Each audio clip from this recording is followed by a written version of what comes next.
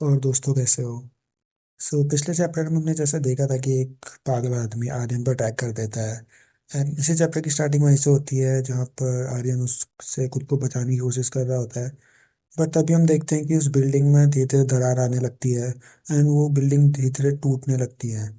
And उसमें से एक पत्थर ऊपर से नीचे गिरकर उस आदमी के सर पर लग जाता है, जो कि आर्यन पर अटैक कर रहा था। और वो नीचे गिर जाता बेहोश होके। एंड आर्यन बच जाता है उससे। आर्यन फिर उसको अपने से साइड करता है जो कि उसके ऊपर गिरा था। एंड काफ़ी ज़्यादा डरा भी था उस चीज़ से। तो वो उसको साइड करता है। एंड फिर वो जो बिल्डिंग गिर रही थी वहाँ से वो बाहर निकलने लगता है, क्योंकि अगर वो वहाँ से बाहर नहीं निकला तो वो भी शायद उन पत्थर जो गिर रहे थे एंड वो बिल्डिंग गिर रही थी उसी पर दब के मर जाता। एंड वो वहाँ से बाहर आ जाता उस बिल्डिंग से। एंड हम देखते हैं वहाँ पे जैसे ही वो सेफली वहाँ पे पहुंच जाता है, तो बिल्डिंग पूरी तरीके से जो शॉपिंग मॉल थी पूरी तरीके से टूट के नीचे गिर जाती है। एंड आर्यन किसी तरह से वहाँ पर बच जाता है। एंड तभी हम देखते हैं कि वो उसके पास एक नूडल्स का डब्बा होता है जो कि वो वहीं से लेके आया था। एंड वो सोचने लगता है कि आखिर वो आदमी कौन था जिसने उस पर अटैक किया, क्योंकि उसे बिल्कुल भी पता नहीं था कि आखिर वो उस पर उसको मारना क्यों चाहता था। शायद वो अब तक तो मर चुका होगा वो आदमी, क्योंकि वो बिल्डिंग गिर गई थी उसके ऊपर। तभी वो उस नूडल्स को पकड़ता है एंड वो उसे खाने लगता है। क्योंकि वो काफ़ी टाइम से भूखा था तो वो उससे काफ़ी ज़्यादा टेस्टी लग रहा था। वो बिना उसे कुछ पकाए उसी तरीके कच्चा खा रहा था उसे। एंड उससे उसको वो उससे काफ़ी अच्छा भी लगता है उसका टेस्ट उसे। इसके बाद वो उस सिटी हॉल के बारे में सोचने लगता है जो उसने न्यूज़पेपर में पढ़ा था कि वहाँ शेल्टर है एंड काफ़ी सारे लोग वहाँ हो सकते हैं, उसे ऐसा लगता है। तो वो सोचता है कि क्यों ना वो वहाँ वो जाए। अब यही सोचकर वो उसकी तरफ जाने लगता है, उसे सिटी हॉल की तरफ। एंड वो सोचता है कि शायद जो भी वो इस स्ट्रीट पे है, इस स्ट्रीट से वो उस ओर को जा सकता है, वही रास्ता है वहाँ की ओर को। अब ये सोच सकते हो जितने भी मैप्स होते हैं जो भी उसे पोस्टर्स दिख रहे होते हैं सामने, उनको फॉलो करते करते उधर जाता है। एंड हम देखते हैं उसके चारों तरफ पूरी सिटी का हाल, सारे कारास टूटे फूटे पड़े हैं, काफ़ी डार्क है हर जगह। एंड पूरी सिटी तहस नहस है, ये सब कुछ। एंड किसी तरह से वो उसी की ओर बढ़ रहा होता है, पर तभी उसे एक ब्रॉडकास्ट स्टेशन मिलता है। एंड वो काफ़ी ज़्यादा सरप्राइज रहता है इस चीज़ से। एंड उसे वहाँ पर एक स्पॉटलाइट भी मिलती है, शायद उसे लगता है कि ये उसकी हेल्प से, मतलब लाइट ऑन करेगा तो चारों रोशनी रहेगी तो उसे ज़्यादा आसानी होगी खाना खोजने में भी। तो वो उसको चेक करता है कि शायद उसका उसको ऑन हो जाए लाइट। एंड उसको ऑन करता है तो ऑन हो जाता है सेफली। एंड चारों ओर काफ़ी ज़्यादा रोशनी हो जाती है। इसके बाद वो काफ़ी खुश हो जाता है एंड चारों ओर सोचता है कि उसे अब खाने के बारे में, खाने की चीज़ें सर्च करनी चाहिए, शायद उसे कुछ मिल जाए उसे आसपास। क्योंकि रोशनी में तो वो कीड़े भी नहीं आएंगे उसे मारने के लिए। अब ऐसे सर्च कर रहा था लेकिन तभी वो सोचता है कि शायद कहीं वो गलत जगह पे तो नहीं पहुंच गया, क्योंकि आसपास कोई भी रेस्टोरेंट नहीं दिख रहे उसे।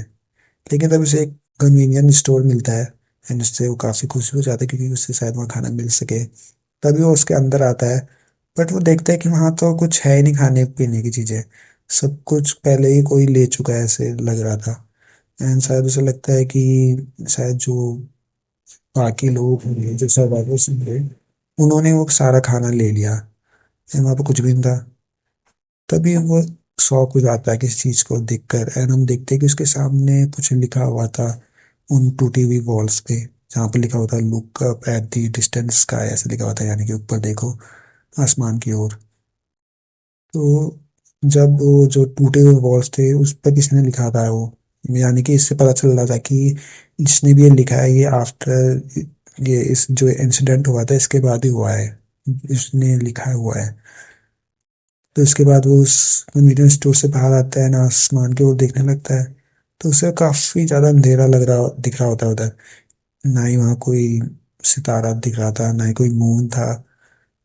तो वो काफी इस चीज से कंफ्यूज भी था कि आगे ये सब कैसे हो सकता है, आगे इतना अंधेरा और कुछ भी दिख नहीं रहा उससे, पूरा बिल्डिंग टूटी फूटी पड़ी है, सिटी पूरी खराब है तरीके से है।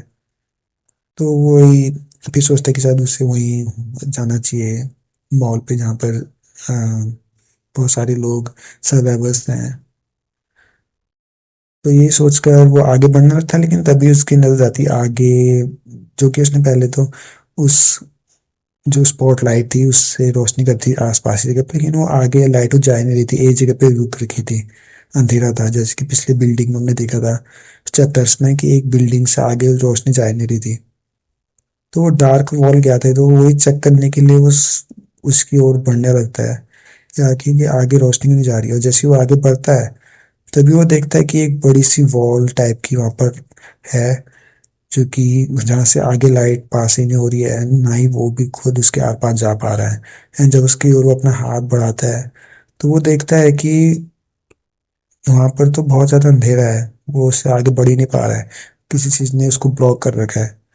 And जब वो उससे खरींचने लगता है, जो उसे चिल्लाने लगता है कि मैं इसके पास कैसे जाऊं, मुझे सिटी हॉल की तरफ जाना है। तभी वो देखता है कि उसके हाथों पर वो उस वॉल से कीचड़ आने लगता है। तो वो लगता है कि बहुत ज्यादा कीचड़ से भी भरा हुआ है। तो वो काफी कंफ्यूज होता है इस चीज से कि वो उसके पार कैसे जाए।